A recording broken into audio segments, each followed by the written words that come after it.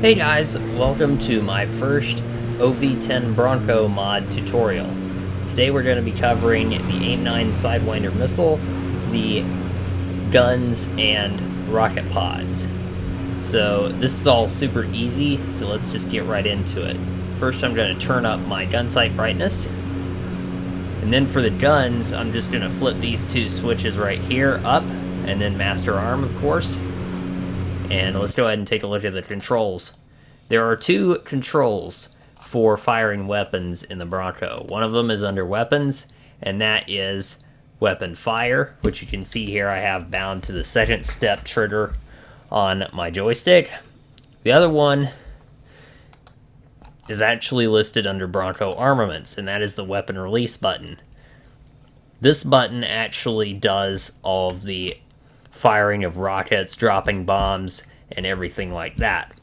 So that's just something to be aware of. If you don't have this bound, you won't be able to use your Sidewinder missiles, your bombs, or your rockets.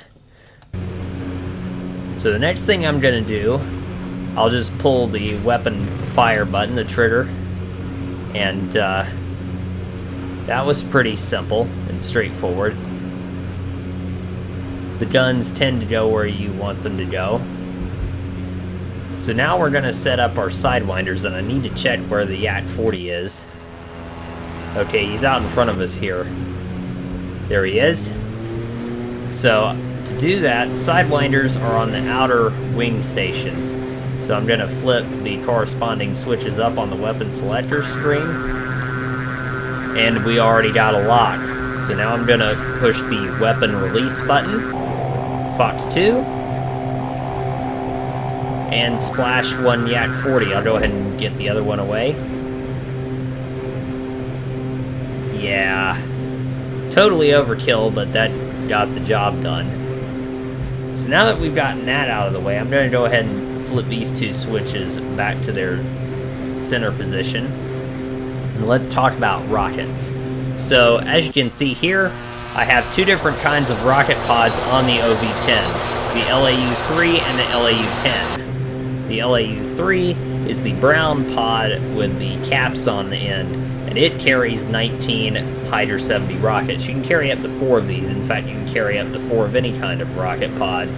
You can also carry the M261 7-shot rocket pod instead, and that carries 7 Hydra 70 rockets. Typical loadout would be 4 of those, usually with smoke rockets. But we've got the LAU-3s here today, and those are on my outer 2 sponson stations that you can't really see from the cockpit here, but they're out there. So for that, I'm going to flip up switches 1 and not 4, 5, because that's the outer 2 sponson stations, and that's really all I have to do. The gun sight's default position is usually good enough. So now the big thing is, don't use the rudder when you're making a rocket attack. Just line it up nice and straight like I'm doing here. Tilt a bit if you need to, and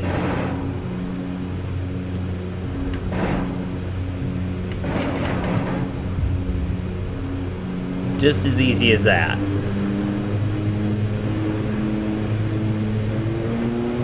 On a side note, make sure that you're at full throttle anytime you're doing any serious maneuvering in the OV-10, because it does have a tendency to fall out of the sky if you don't. And you also want to make sure your speed is relatively high, or even full throttle is not going to save you. We'll go ahead and use the last of these.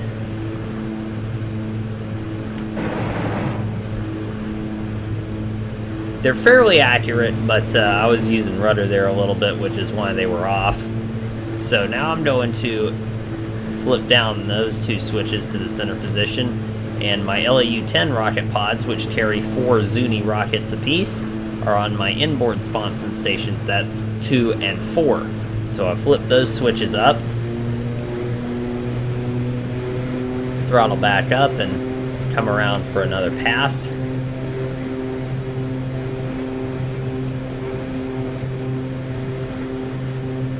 And I'm gonna hopefully blast a MiG-21 right here on the ground. We'll go for this closest one. Actually, you know what? The second one is more in the gun sight. It's more convenient, so we'll go for it. Try not to use the rudder. And boom.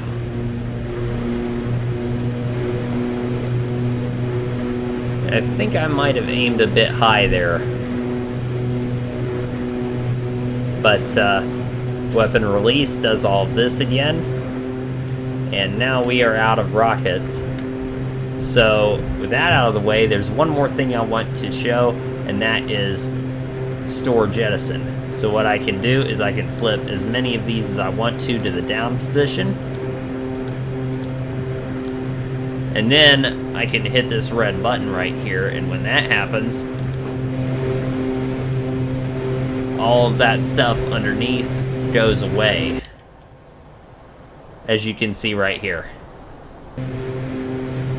It just falls off, and that can actually be useful if you really need your maneuverability.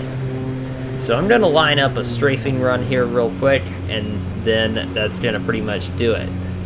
You've got tons of ammo for these guns, so I can start right about now.